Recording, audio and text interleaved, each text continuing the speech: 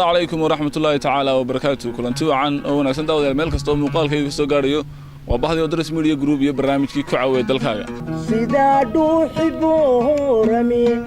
أدرتي وذا ودونيدي داملكو يالي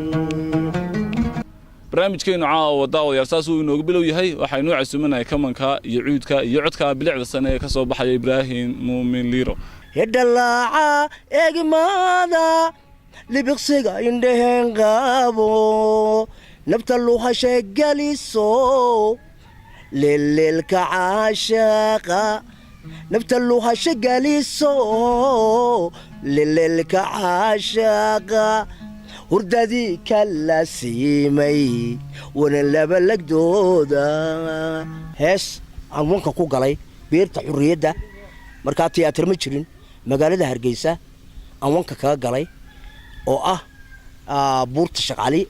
kullay heesta midhaheeda ay ka muuqdaan dareenkaada heesta ku samaysay imikana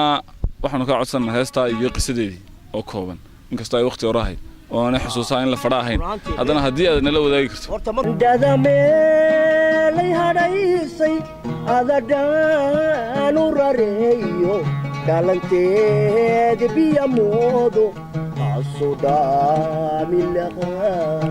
kala jirtay oo hees kale oo gabadh markay aan magtay anu aan jeclaaday oo aad u jeclaaday oo